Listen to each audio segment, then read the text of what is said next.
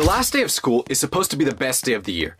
No more homework, no more waking up early, and no more being forced to eat whatever the heck they put in that cafeteria food. But one year, the last day of school became my worst nightmare when my friends and I decided to throw a party in a secret location to celebrate. Sounds fun, right? Well, you'll never guess what happened when I arrived to the location and ended up having to sprint for my life just to escape. So let me back up and tell you how this all started. It was the last day of school, and my friend group felt two things. On one hand, we were super excited to finally be done. On the other hand, it was a sad day because a lot of my friends were going to different schools the next year, so we weren't going to get a chance to hang out together. That meant this day was likely the last opportunity we had to all hang out as a group. Knowing that we had to make the most of this last day together, we decided on what we were going to do. Throw an end of the year school party. Well, not really like a party. It was just me and my 6 other friends.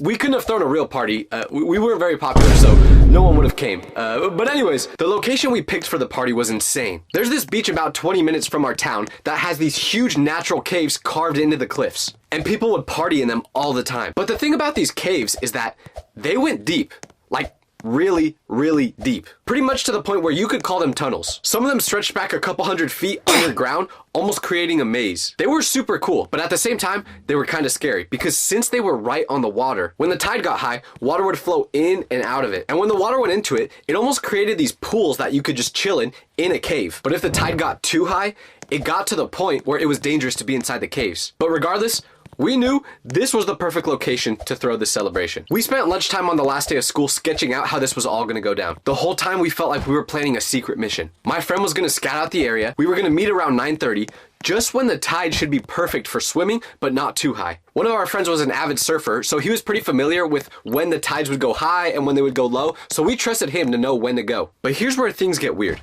Because one of my friends, let's call him Steven started acting super strange anytime we brought this up. While everyone else was getting pumped up and adding new ideas to this party, Steven would just sit there with a weird smirk on his face. He asked weird questions like which entrance we planned on using to get in and exactly how long were we gonna stay there. But when we would explain details to him, he would just have this look on his face as if he was taking notes mentally.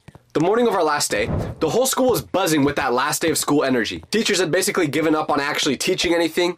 I accepted that I failed half my classes, and everyone was signing yearbooks. But our friend group was different. We had this secret that made us feel like we were part of something special. Every time we passed each other in the hallways, we would smile at each other, knowing what was gonna happen later that night. I remember sitting in math class, which I basically didn't do anything in that class during the year anyway, and Steven sat 2 seats behind me. So I turned around to ask him about bringing snacks for that night, but he just had this weird look again on his face. It gave me the creeps for a second, but then the bell rang and I just brushed it off. Looking back, I knew I should have known that something was up. You know that feeling when someone's acting fake friendly, but you just can't understand why? That was Steven all day. After school ended, we all met up in the parking lot for one last planning session. All of us were getting hyped and making sure that we were on the same page.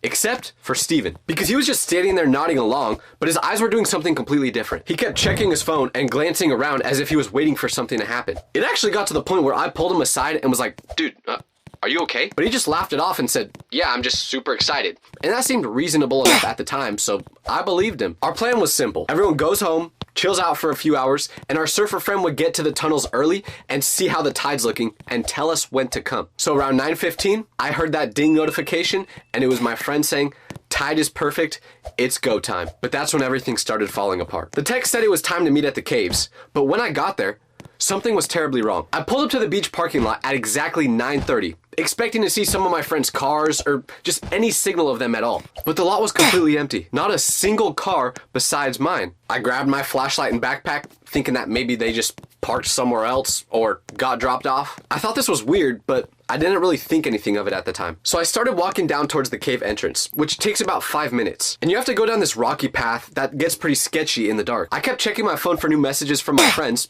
possibly telling me why no one else is here yet, but there was nothing new in our group chat since that time to meet up text. And my phone showed that I still had 2 bars, so I didn't think I was in a dead zone or anything. So once I got to the front of the cave, I called out for my friends. My voice echoed back at me, but no one answered. Which, even if my other friends hadn't got there yet, I knew my surfer friend had been there for a while, so there was no reason for him not to respond. The cave entrance is about 8 feet tall and 6 feet wide. During the day, you can see pretty far into the first tunnel, but at night, it was like staring into complete darkness. So I started texting everyone individually. Where are you? Are you already inside?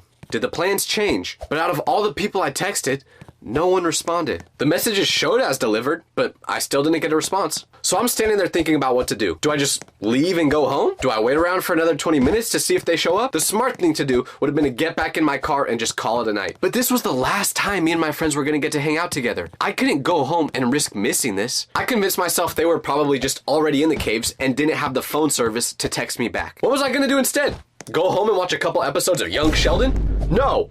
I despise Young Sheldon. That doesn't even have anything to do with the video. I just wanted to put that in there. But what I'm trying to say is, I wasn't going home. So I started walking inside. When you first walk into the tunnel, you walk in a semi-tight space for maybe 25 feet before it opens up to this big pool. But once you get to the wide open pool area, that's where the cave system starts to get complicated. Because from there are 4 different passages that branch off into different directions. Some lead to the swimming areas that we wanted to go to, while others just go deeper into the cliff and eventually dead end. One of them even connects into another cave that goes out like a half-mile down the beach. When I made the decision to go into that first tight tunnel, I still felt okay because if I turned around, I could see the light behind me. But once I got to the bigger pool area, things started to feel different. I expected to see them by now, or at least hear them, but there was still no sign. So once I got into the bigger pool area, I picked the tunnel that we planned to chill in, and I went down that one. This one leads to the best swimming spot where there's places to sit and lay down and swim at the same time. But it's probably another 100 feet away from the entrance. As I walked deeper into the tunnel we agreed upon, I started to lose cell service. My phone went from 2 bars to searching for a signal.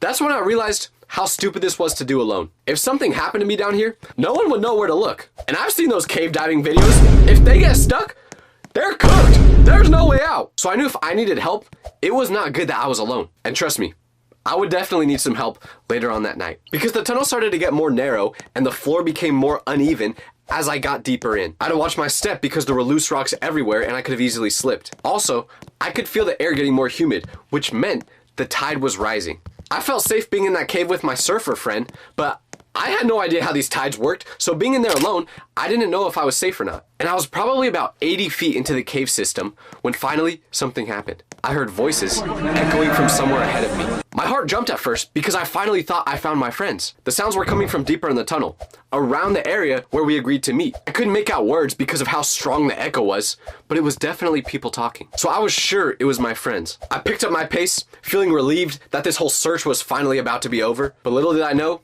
it just started. Because the noises I heard through those caves should have made me run immediately. But I was so convinced that it was my friends that I kept pushing deeper into the cave system. And the sounds were getting louder as I moved forward. But with the noises bouncing off the walls sounding like they were coming from everywhere, and all the different little holes and areas that you could go into the tunnels, I started to get confused on if I was going the right way. I'd never been in these tunnels alone before, so I second guessed if I was actually going in the direction we talked about. I was sure my friends were close because of the sounds I was hearing. The air was getting thicker and more humid, and the scent of the salty ocean was getting stronger, so I knew that the tide was rising. When I looked down at my feet, I noticed that the ground was getting damp. Not soaking wet, but moist in a way that made me slip anytime I wasn't secure on a rock. At this point, I wasn't sure if it was safe to continue or not. But the voices ahead of me started to get more clear.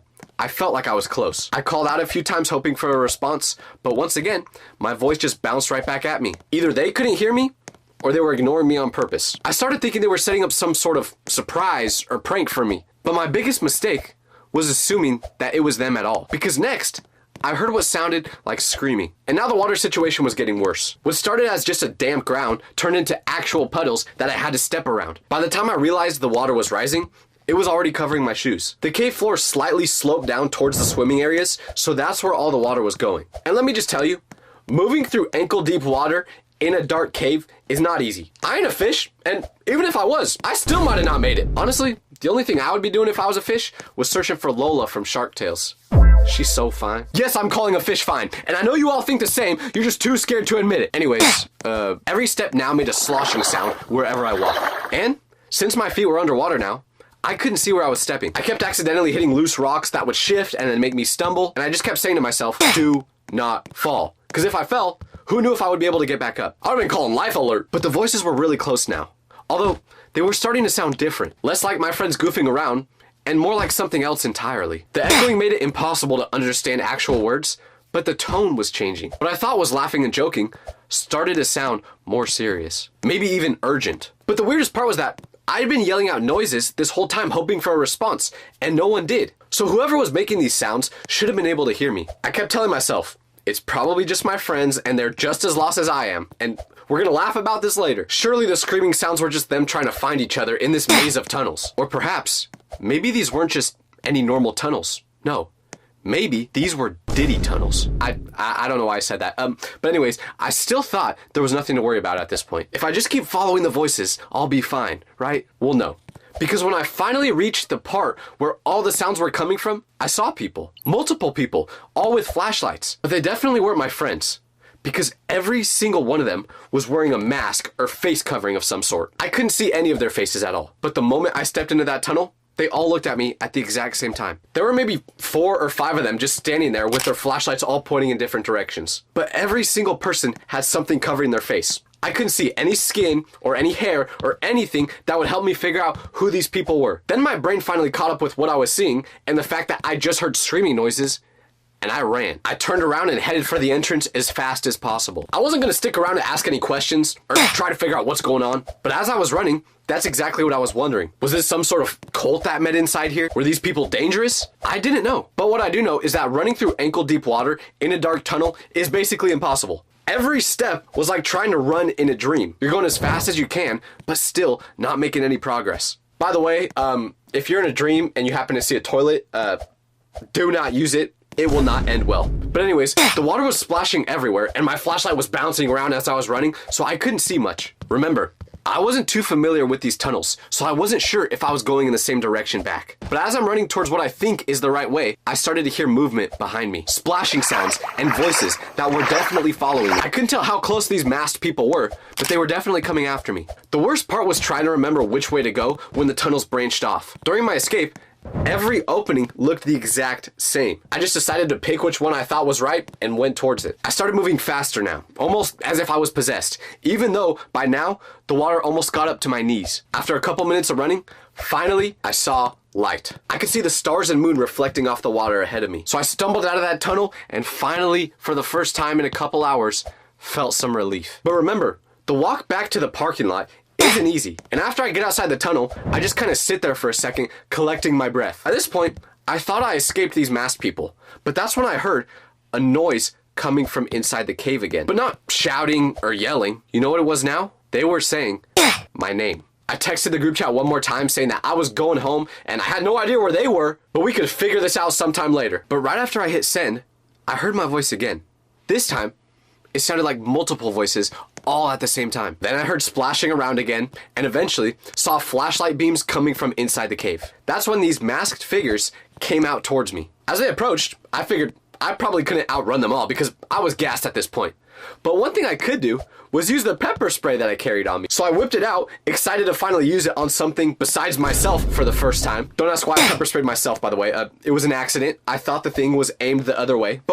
Anyways, just as I was about to use that pepper spray, these masked figures did something I never expected. I had the can out and ready to go, and these people were maybe 20 feet away, closing in on me quickly. But then the person in front stopped running and reached towards their mask. They grabbed it with both hands and pulled it off their head. Who was it? Not some random person that happens to live in the caves.